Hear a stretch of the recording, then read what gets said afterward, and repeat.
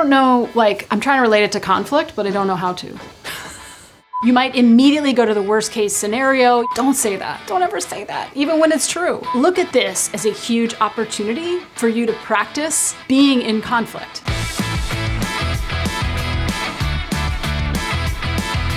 Hi, I'm Amanda Ripley. I'm a journalist and author, and I've spent years studying conflict. Today, with Masterclass, I'm reacting to the corporate scenarios that can spiral fast. I'll be showing you how to respond in a way that lowers the temperature and keeps things productive.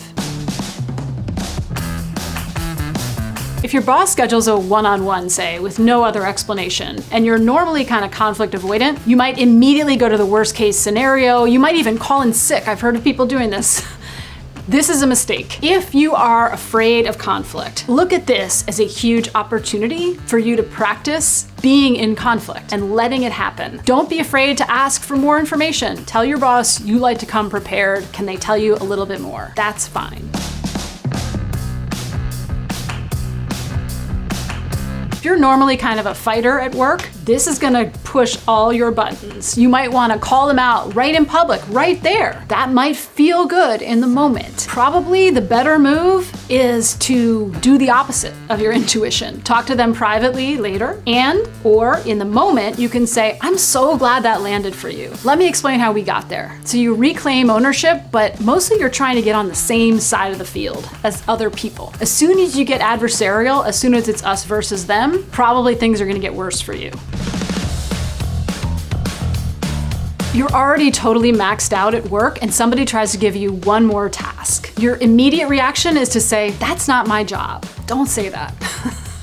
Don't ever say that, even when it's true. Instead, see if you can reveal your struggle. Just 10%, not 100%. Tell them, you know what, I would love to say yes, and that's my instinct here. But I have to tell you, and this is hard for me to admit, I am really maxed out already, and I just can't give this the attention it deserves. If you can make yourself 10% vulnerable, then it's harder for other people to dismiss or dehumanize you.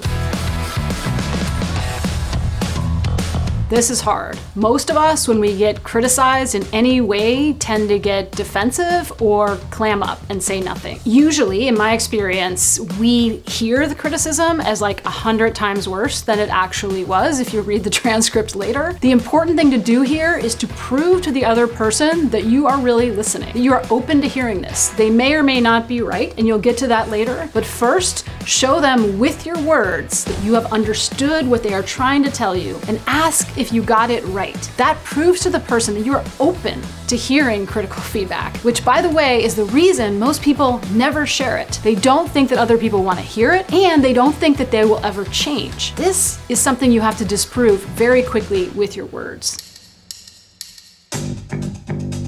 Let's say you've had the same fight with someone who you love at least 5 times, a partner, a parent, a kid, and nothing seems to change. Here's the cold hard truth. According to research by John and Julie Gottman, who study marital conflict, about 69% of relationship conflict is unsolvable.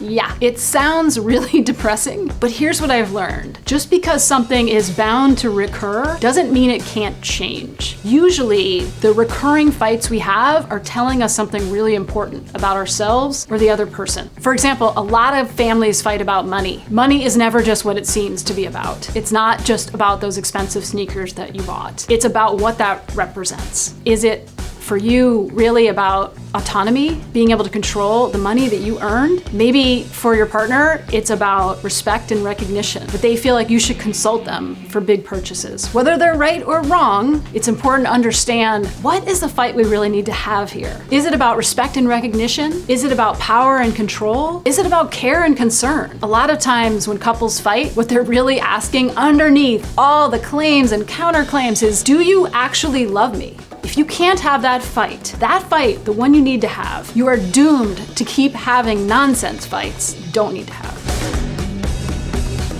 These are the topics that we'll dive into on Masterclass. I'm so excited to work with you to see if we can have smarter fights.